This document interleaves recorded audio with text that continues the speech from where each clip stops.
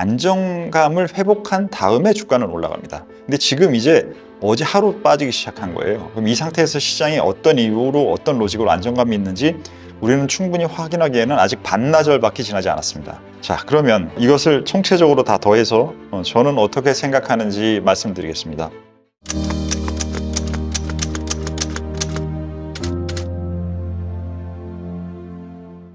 안녕하십니까. 오종태의 투자병법 오종태입니다. 오늘 갑작스럽게 시장이 너무나 크게 변동을 해서 아침에 저희 커뮤니티에도 제가 글을 하나 올려드렸는데 저희 PD님께서 그걸로 안 된다, 당장 와서 찍어라 라고 해서 바로 출동해가지고 지금 촬영을 하고 있습니다. 지금 현재 시간은 보시는 대로 12시 58분이고요. 네, 댓글을 달아주신 분이 계시네요. 감사합니다. 지금 자료들은 지금 11시 정도에 작업을 시작해서 한 1시간 정도 얼른 만들어가지고 일단 생각을 정리해서, 물론 이제 아침부터 제가 하고 있던 생각에 대해서 계속 생각을 했던 부분들을 정리해서 말씀드리겠습니다. 시장의 변동성이 생각하는 것보다 더 많이 커졌습니다. 그리고 가격의 변동도 굉장히 급해졌고, 특히 어제 같은 경우에 빅스 지수의 움직임은 또다시 30%대의 움직임을 가지고 있기 때문에 여러분들이 아마 지금 굉장히 험한 다시 폭풍우를 만난 것 같은 그러한 느낌이 드실 텐데요. 자, 폭풍우로 같은 느낌이 드실 때 여러분들 가장 먼저 필요한 부분은 급하게 그 폭풍에 대한 부분을 파악하는 게 아니라 일단 여러분들의 마음을 편안한 상태를, 남들보다 당연히 힘들죠. 하지만 많은 다른 투자자보다 여러분들이 더 좀 안정시켜 놓는 마음을 갖는 것들이 먼저 필요합니다. 그래서 저 같은 경우에는 정말 판단이 뭔가 어려울 때는 일단 눈을 감고 심호흡을 많이 해봅니다. 그래서 모니터를 보면서 그러한 데이터들의 움직임을 보기 전에, 혹은 보셨다가도 너무 그 부분이 영향을 많이 주면 눈을 잠시 감고 깊은 호흡으로 마음을 다스리고, 그리고 나서 시장에 대해서 다시 한번 생각을 해보시면 더 현명하고 적정한 그러한 생각을 하실 수 있을 것 같고요. 그 부분에 대해서 어떤 식으로 생각을 해야 되는지 제 O2가 여러분들의 지금 생각에 대한 내용을 지금부터 설명을 해드려 보겠습니다. 자, 지금 먼저 차트를 보고 계십니다. 지금 어제부터 시작된 미국 시장의 급락이 진행이 됐는데, 지금 우리는 전후에는 박스권으로 시장을 보고 있는 상황이잖아요. 현재 메인 시나리오를. 그 시나리오 안에서 발생하고 있는 움직임입니다. 보시다시피. 그래서 우리가 생각하는 부분에 대해서는 큰 가격 움직임에 뭐 놀라울 정도의 차이는 없는데, 어제 하루 만에 너무 그 폭이 크다 보니까 사람들이 굉장히 많이 신경을 쓸 수 있는 그런 움직임이 됐었는데, 추가적으로 사실 신경 쓸 부분이 제가 보기에는 없지 않고 있습니다. 자, 밑에 있는 10년물 금리와, 제가 주로 이제 10년물 채권 가격으로 해서 비슷하게 주가 지수랑 움직임을 보여드리는데, 이 차트에서는 지금 그냥 채권의 금리 움직임입니다. 그래서 유가랑 보면 굉장히 궤적이 비슷한 모습을 보실 수가 있을 거예요. 그래서 아침에 올려드린 내용을 잠깐 먼저 말씀을 드리면, 커뮤니티 사이트에 들어가면 확인하실 수 있고요. 아침에 시황들을 보신 분들은 PMI 지수가 중요한 역할을 했다는 것을 보셨을 겁니다. PMI에 대한 부분이 제 생각에는 절반은 맞고 절반은 틀릴 수도 있는 그러한 해석들이 있는 것 같습니다. 제가 그 커뮤니티 사이트에도 올려드렸듯이 절반에 대한 부분에 맞는 부분은 무엇이냐면, 이번에 신규 주문과 재고 관련된 데이터가 매우 안 좋았습니다. 신규 주문은 떨어지고 재고는 많이 올라갔기 때문에 무언가 판매가 안 되고, 지금 지속적으로 좀 제조업이 약한 부분의 상황은 지속되고, 이 두 가지가 겹쳤다라고 하면 경기 침체에 대해서 우리가 많이 우려하는 부분에 그것이 현실화될 수 있는 가능성에 대한 로직이 생겼기 때문이고요. 반면에 좀 이해하기 어려운 부분은 이 PMI 데이터가 지금 굉장히 오랜 기간 동안, 차트를 보시면 지금 이게 언제부터인가요? 22년도 중반 후부터 지속적으로 기준선인 50 이하, 50을 위쪽에는 PMI 이러한 제조 기능이 활발하게 돌아가고 있는 것이죠. 밑쪽에서는 그 부분이 침체 쪽으로 가리키는 것이죠. 근데 지금 계속적으로 시장 좋고 한 너무나 긴 기간 동안 이 데이터는 50 미치었기 때문에 미국의 제조업이 얼마나 차지해? 중요하지 않잖아. 소비의 나라잖아. 라는 부분 때문에 이 데이터를 안 보고 있다가 갑자기 이 데이터 때문에 헤드라인 때문에 문제가 됐다는 거는 좀 다른 뉴스가 없으니까, 제가 지난 영상에서도 설명드렸듯이 진짜 이유를 못 찾을 때 표면적인 이유를 갖다 붙이는 그러한 행위에 가깝다라고 생각합니다. 그래서 저는 절반의 중요성과 절반의 그냥 넘겨도 되는 이유가 섞여 있었던 부분이 오늘 아침 데이터에서 확인했기 때문에 만약에 제가 이 절반의 진짜 이유라는 느낌이 들지 않았으면 커뮤니티 사이트에 이렇게 내용을 올리지 않았을 것 같아요. 그래서 그 부분에 대한 부분은 신경을 쓸 부분이 있다라는 생각이고, 저희는 지금 보시다시피 박스권으로 시황을 보고 있는 상태에서 이 박스권이 지금 아직 중간 부분의 위쪽에 있습니다. 어제 빠진 이후의 가격도 이 부분의 가격에서 추가적으로 하락할 수 있어서 이 하향 쪽으로 가느냐, 아니면 시장이 이런 모습을 그릴 수도 있는 거잖아요. 그것도 여전히 박스권의 모양입니다. 그래서 지금 중요한 부분은 지금 시장이 녹색 색깔로 가느냐 아니면 이런 색깔로 가느냐, 이건 깨지는 그림이잖아요. 깨지지 않는다 하더라도 이런 색깔로 가느냐라는 부분의 여러 가지의 가능성들에 대해서 생각해 볼 만한 중요한 데이터는 나타났다라는 부분에 생각을 해봐야 될 것 같습니다. 자, 금리와 유가를 다시 한번 보십시오. 금리와 유가를 보면 지금 작년 11월 그 부분에도 두 곡선이 같이 떨어지는 부분을 보시고 계십니다. 자, 이때는 인플레이션 이슈가 지금처럼 아예 없지 않았을 때고요.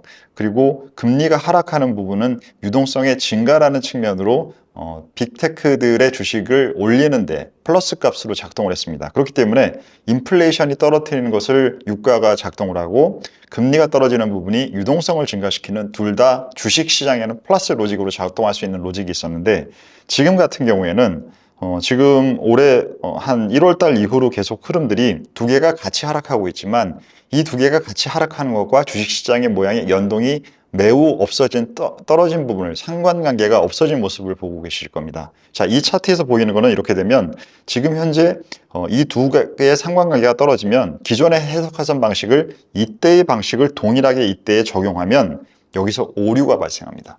그렇기 때문에 왜 이 두 가지가 이쪽에서는 반영되지 않는가에 대한 이유를 생각해 봐야 되고요.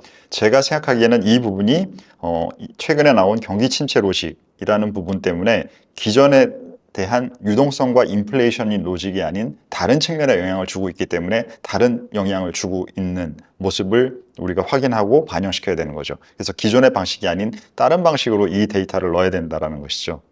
자, 그러면 지금 데이터에 대한 부분과 PMI 데이터에 대한 그 부분은 봤으니까 미국 시장에 대한 부분은 충분히 얘기한 것 같습니다. 그럼 아시아 시장이 오늘 시작이 됐는데 지금 현재 이 데이터들은 11시 17분 데이터고 지금도 크게 다르지는 않은 것 같습니다. 지금 시간은 12시 50분? 네, 1시쯤 돼가고 있습니다.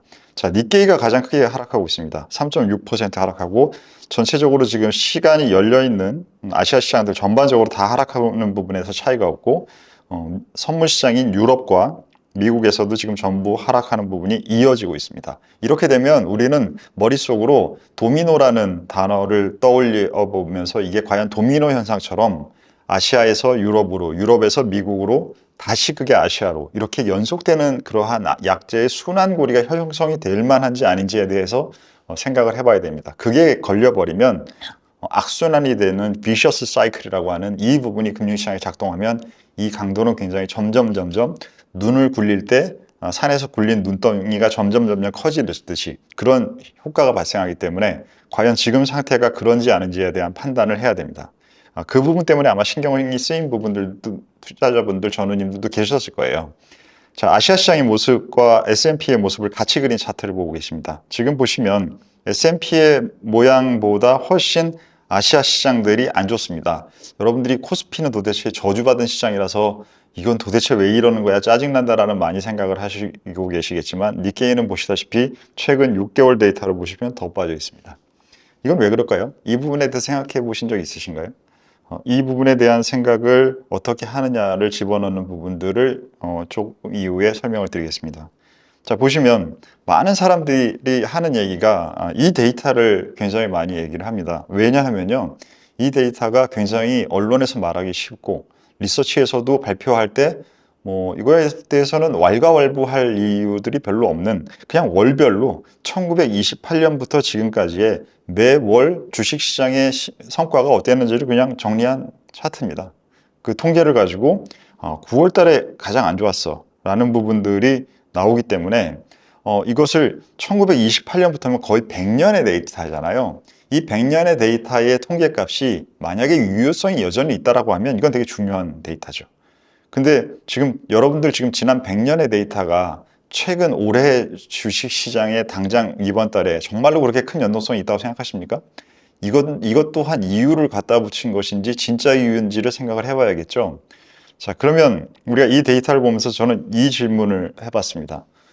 아니, 이게 맞으면 이 데이터를 지금 뭐 하루 이틀 얘기하는 것도 아니고 지금 한 2개월, 3개월째 뭔가 뉴스거리가 없을 때마다 이 데이터를 가지고 뉴스에서 얘기하고 여러분들 다들 텔레그램 방들 몇 개씩은 다 지금 보고 계시잖아요. 그 텔레그램 방에서는 뭐 이렇게 지겹게 많이 이 차트를 올리는지 수도 없이 봤습니다. 자, 그러면 그렇게 이게 맞다라고 그렇게 신뢰성이 있고 사람들의 관심이 높으면 그럼 6월에서 8월 동안에 주식을 팔아셨으면 됐을 거 아니에요. 제가 박스권이고 조심해야 된다. 왜 이렇게 어려운 상황에서 개인 투자자인 우리의 장점인 자산 배분의 효과를 통해서 우리는 시장에서 빠져 있을 수 있어서 우리는 비중을 줄여놓자라는 고 계속 조언을 드리고 있었는데 굳이 왜 6월 달에 8월 달에 이게 맞으면 안 하고 있습니까? 그 질문을 해봐야죠. 그럼 자, 그 질문에 대해서 그렇게 하고 있는 사람들이 있어요. 자, 뉴스들입니다. 5월 26일 뉴스네요.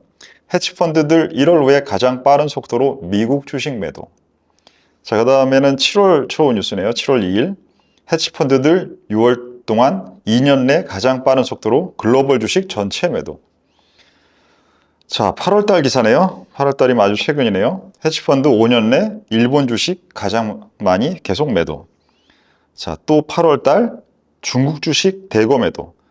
자, 중국 주식이면 지진 거예요, 바닥에다 지질 정도고, 일본 주식은 지난 3년 동안에 인도와 함께 가장 글로벌 투자자들이 각광받아서 많이 산 주식이 일본 주식이고, 글로벌 주식, 미국 주식, 가장 선호되고 있는 주식들이잖아요. 한마디로 보면 주식 다 판 거죠.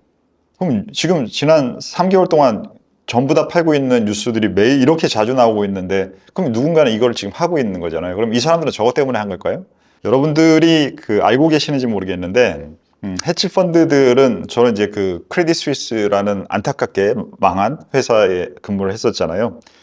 회사는 리서치나 영업 쪽에서는 괜찮았어요. 내용들을 보시면 저는 이제 이렇게 세일즈를 하고 있으면 세일즈 팀이 한 이렇게 여러 명이 같이 근무를 해요. 트레이딩 룸에. 그러면 그 트레이딩 룸에 저처럼 국내 도메스틱 클라이언트를 담당하는 사람도 있고 외국의 롱머니라는 것은 장기 투자를 하는 그러한 기관들입니다. 그걸 담당하는 사람, 해치펀드 담당하는 사람, 이런 사람들이 다 모여 있습니다. 그래서 그 사람들이 서로 간에 뭐 상황도 주고받고 필요한 것도 왔다 갔다 하고 이런 식으로 하면서 일을 하는데 그때 되면 한 10월 달 되면 해치펀드 담당하는 영업자가 휴가를 내요. 그래서 처음에는 아니 무슨 뭐 이렇게 생뚱맞게 10월 달에 휴가를 내지? 라고 했었는데 그 사람이 휴가를 낸 이유는 그 사람의 클라이언트가 다 휴가를 내기 때문에 휴가를 내는 거였어요. 그럼 왜 휴가를 내는지 궁금해서 저는 이제 궁금증 환자 아니겠습니까? 그래서 물어봤죠. 그랬더니 자기 고객들이 다 휴가를 가는데 뭐 나보고 어쩌라는 거냐. 그래서 그럼 왜 휴가를 가냐? 그랬더니 집에 간다. 집에 왜 가냐? 걔네 명절이다. 걔네 명절이 뭔데? 하여튼 걔네 추석처럼 걔네들도 유대인 명절이 그때 있다. 그때 가족들 다 모여가지고 한참 동안 있다. 그러면서 한 가지를 더 얘기해 줬습니다. 뭐냐면 그래서 해치펀드들은 유대인들이 만든 해치펀드들이 많기 때문에 보통 북클로징을 10월 달에 그냥 그 휴가 때 해버리는 데들이 많다. 이 얘기는 뭐냐면요. 성과가 1월부터 10월까지 좋은 성과를 낸 해에는 그냥 10월 달까지 모든 포지션을 다 접어버리고 2달 동안 쉬어버리는 거예요. 자, 올해 여러분 생각해 보십시오. 올해 시장이 어땠나요? 올해 시장은 충분히 그럴 만한 상황이었나요? 그리고 올해 시장의 10월 이후로는 판단할 수 있는 부분이 굉장히 어렵다라는 걸 저도 여러분들께 말씀드리고 있는데 그런 부분을 그런 해치펀드들은 생각하지 않을까요? 그런 상태에서는 이러한 시점이 이러한 앞에 보여드렸던 매도의 행동에 충분한 근거가 될 수 있는 정황으로 사용될 수 있는 상황인 거죠. 자, 그런데 이런 상황이 됐을 때 이런 내용들을 아마 오늘 전후에서 처음 들어보시는 분들이 저희 전우님 말고 이 영상을 본 아마 금융권에 계시는 후배님들도 이런 게 있었어 하고 지금 처음 들어보는 분들이 많으실 거예요. 아무도 그런 경험을 이제는 갖고 있는 사람들이 거의 없으니까요. 자, 그런 상태에서 지금 무슨 얘기를 하냐. 복잡한 얘기를 사람들한테 전달하고 판단하기 어려우니까 그냥 단순한 얘기를 늘 하던 얘기를 하는 거죠. 뭐냐? 한국 시장에서는 그런 다 어려운 거 필요 없고 그냥 PBR 0.9배 사면 돼. 그러면 돈 벌어. 뭐 주가 빠지면 그냥 계속 사면 되는 거지 뭐. 이런 생각을 하고 있는 의견들이나 이런 내용들이 많이 있을 겁니다. 자, 제가 지금 보여드리는 차트는 코스피의 지수인 녹색 선과 코스피의 PBR 파란색을 보고 계시는데 지금 그 얘기했던 0.9배를 보여드리고 있습니다. 자, 0.9배라는 선이 보여드리는 구간에서는 주식을 사면 좋은 성과들이 났던 것들은 지금 이렇게 제가 지금 그려드리고 있듯이 맞죠? 지금은 저는 여기다 그냥 물음표를 넣겠습니다. 자, 그러면 맞네. 0.9배 정도 되면 사는 거 맞잖아. 라고 하는데 여러분들이 이렇게 빠지는 순간에 빠지는 가격의 주식을 그렇게 쉽게 사실 수 있는 분들이세요? 떨어지는 칼날을 그렇게 잘 잡으실 수 있으십니까? 모든 사람들이 다 공포를 느끼고 있는데 이런 상황에서 여러분들이 그 공포를 감내하면서 할 수 있는 그러한 마음의 힘이 있으십니까? 그 부분이 첫 번째 질문을 해봐야 될 부분이고요. 두 번째는 자, 지금 차트를 보십시오. 2003년도에 0.9배 이하에서 주식을 샀을 때의 기대 수익은 수익은 실제로 이만큼이 발생했습니다. 만약에 여기까지 잘 팔았다면. 자, 두 번째인 2008년에도 굉장히 적지 않은 수익이 발생을 했네요. 자, 그리고 코로나 사태는 굉장히 극단적인 사태였으니까 좋은 성과가 마치 2003년과 비슷한 정도의 폭이 났네요.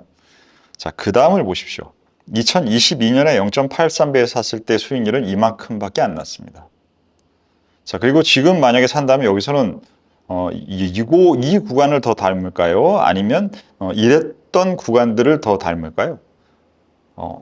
과거의 현상이 반복되지 않는 제 생각에서 봤을 때는 이 구간에 산다 하더라도 확률값은 이쪽에 대한 확률값이 더 높을 수 있을 것 같습니다. 그렇다면 0.9배에 산다라는 그 로직에 대한 부분들도 그 기대 수익률과 내가 테이킹하는 위험에 대한 부분을 같이 생각하면 예전과는 다른 무언가를 생각해야 될 이슈가 생기는 거죠. 그 부분에 대한 우리는 해석이 필요하고 세 번째는 안정감을 회복한 다음에 주가는 올라갑니다. 근데 지금 이제 어제 하루 빠지기 시작한 거예요. 그럼 이 상태에서 시장이 어떤 이유로 어떤 로직으로 안정감이 있는지 우리는 충분히 확인하기에는 아직 반나절밖에 지나지 않았습니다. 자, 그러면 이것을 총체적으로 다 더해서 저는 어떻게 생각하는지 말씀드리겠습니다. 첫 번째 우리가 같이 봤던 차트입니다. 일본 시장이나 코스피를 보는 게 어떠한 기준이 되겠어요? 다 미국 시장에 동일하게 움직이는 폭만 다르게 움직이는 시장에서 그렇기 때문에 S&P 기준으로 항상 제가 말씀을 드리는 거죠.